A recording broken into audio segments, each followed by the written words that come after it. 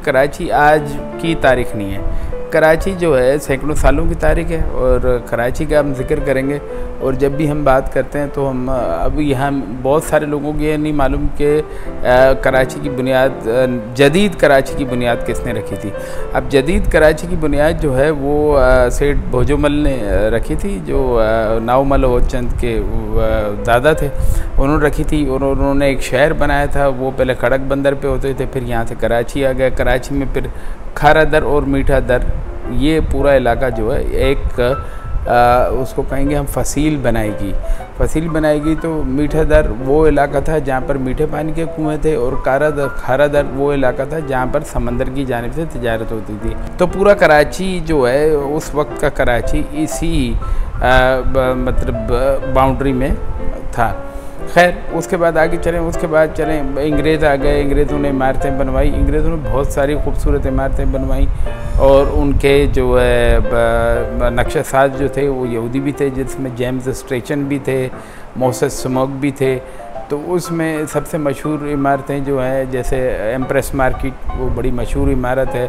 और empress market की तारीख़ भी एक अलग तारीख़ है।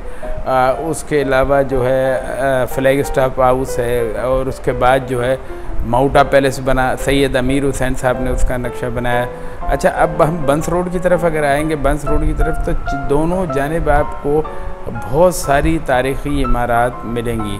लेकिन उनके जो इमारतों के नाम थे तो वो नाम या तो उनको मस्क कर दिया गया या हटा दिया गया, और उस पर जो अलामात हिंदू मत की होती थी वो भी ख़त्म हो गई। इसी बंस रोड को लेकर अगर हम उर्दू बाज़ार की तरफ आएँ तो उर्दू बाज़ार में हमें बहुत सारी इमारतें मिलती जिन पे गांधी जी की ग्रिल में तस्वीरें मुजस्मे बने हुए। गांधी जी का मुजस्मा जो है वो हम कबूतर चौरंगी जिसे कहते हैं, सेक्रेटरीट के सामने जो हम कहें कि हाई कोर्ट का पिछला गेट है उस पर था। और इसी तरह नादर जी, अटल जी दिनशा का मुजस्मा फुआरा चौक जिसे हम कहते हैं, जो पहले म्यूज़िकल फाउंटेन था वहाँ पर था। फिर उनके वालिद का मुजस्मा जो है वो आवारी टावर के सामने वहाँ था। ये इमारतें हिंदुओं की बनाई हुई थी, पारसियों की बनाई हुई थी, मसीहियों की बनाई हुई थी।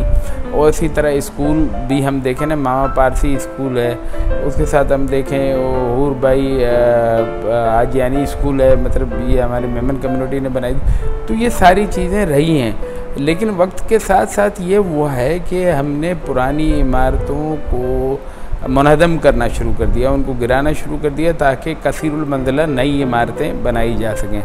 हालांकि ये एक कानून मौजूद है कि 70 साल से पुरानी किसी भी इमारत को मुनहदम नहीं किया जा सकता। तो ये सिलसिला जारी है, लेकिन उसके बावजूद भी कुछ इमारतें हैं जिन्हें बाकी रखा जा सकता है। लेकिन बुनियादी बात ये है कि हमारे यहाँ जो बिल्डर माफिया है वो किसी सूरत में भी ये नहीं चाहता कि 1-2 मंजिला इमारत बरकरार रहे। अगर उसकी जगह 8 या 10 मंजिला इमारत बन जाती है तो वो उनके लिए बेहतर है, लेकिन ये उनका ख़याल है।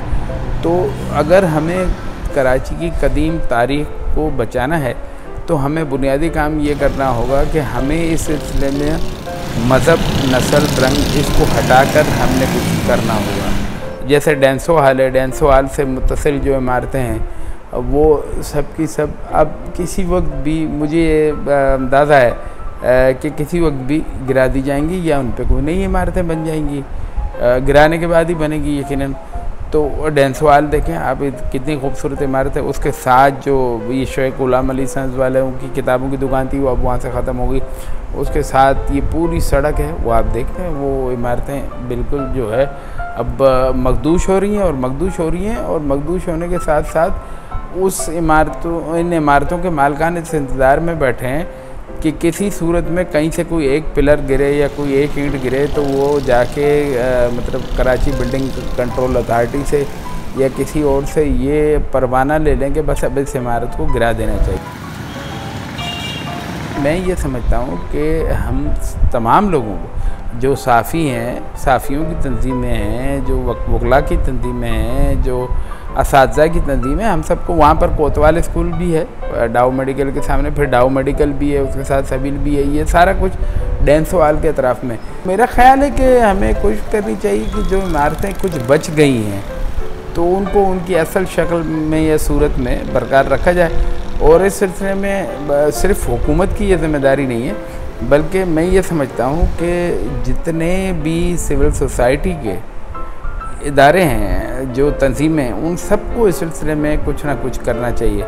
नहीं तो ये कंक्रीट का जंगल हो जाएगा, सीमेंट का जंगल हो जाएगा। गुलिस्तान जोहर को देख लें आप, क्या सूरत हाल है उसकी, किस तरीके से क्या हो रहा है वहाँ पर, ना पानी है ना बिजली है और कसीरुल मंजिला इमारतें। तो मेरा ख्याल है कि आहिस्ता आहिस्ता फिर वो पुराना कराची ख़त्म हो जाएगा।